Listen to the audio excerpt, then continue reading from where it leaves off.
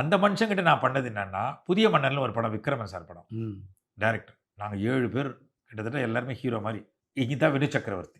இந்த பக்கம் ஸ்ரீமான் நிக்கிறான், இந்த பக்கம் நான் நிக்கிறேன். Close up. நாங்க தான் அதிக பிரசிங் தானே நடிப்போமே.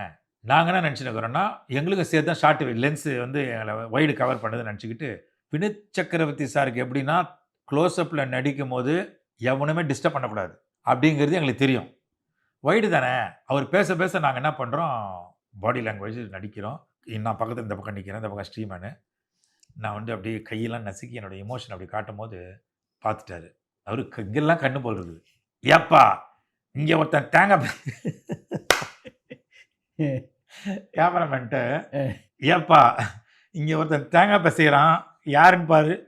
பார்த்தா நான் நிக்கிறேன். எப்புட்றா கண்டுபிடிச்சாருன்னு பார்த்தா, "சார் எப்படி சார் ஏன்யா லென்ஸ் என்ன லென்ஸ்ன்னு தெரியுமா உனக்கு? தெரிஞ்சுக்கோ. க்ளோஸ் அப் இங்க இருக்குயா. நீங்க கைய வச்சுக்கிட்டு இப்படி தேங்காய் திருவுனீன்னா, என்ன பார்ப்பானா, உன்ன பார்ப்பானா?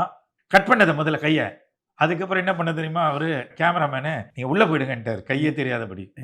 இந்த மாரி வினோத் சக்கரவர்த்தி சார் கிட்ட க்ளோஸ் அப்லலாம் பக்கத்துல நின்னோம்னா மாட்டிக்குவோம். ரொம்ப அவரு அத ரசிப்போம். அதே மாரி வந்து அண்டர் ஆக்டிங் பண்ணுவோம்ல. அப்போ வினோத் சக்கரவர்த்தி சார் என்ன பண்ணுவாரு, இந்த எந்த படம்னா, அல்லி அர்ஜுனான்னு ஒரு படம் பாரதிராஜா சார் சன் ஆக்ட் படம். மறக்காம காமெடி ட்ராக் சூப்பர் சூப்பரா பண்ணியிருப்போம் அதுல. அதுல வந்து பார்த்தீங்கன்னாக்கா, வினோத் சக்கரவர்த்தி சார் வந்து பெரிய ரோலு. எங்க எங்க கூடவே ட்ராவலு. "டேய் இந்த இடத்துல அண்டர் ஆக்டிங் பண்ணாத. ஓவர் ஆக்டிங் தான் வரணும்." அப்படியே சொல்லுவாரு. "இல்லன்னா ஃப்ரேம்ல நிக்காதடா.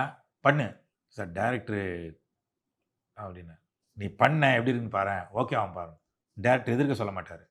தனியா கூப்ட்டு. பண்ணிடுவேன். டேக் ஓகே ஆயிடும். ம். வினோத் சக்கரவர்த்தி சார் சொன்னது சரணுக்கும் தெரியாது. ஆனா அங்க ஓகே ஆயிருக்கும். இந்த மாரிலாம் இம்ப்ரூவைஸ் பண்ணி அதுதான் அந்த நடிகர்களுக்குள்ள ஃப்ரேம்ல வந்து கோஆர்டினேட் பண்றதெல்லாம் வெளில யாருக்கும் தெரியாது. அதனால தான் ஒரு சினிமா ஹிட் ஆவறதுக்கு காரணம் வந்து ஆர்டிஸ்ட்டுக்குள்ள இருக்கிற ஒரு கோஆர்டினேஷன்.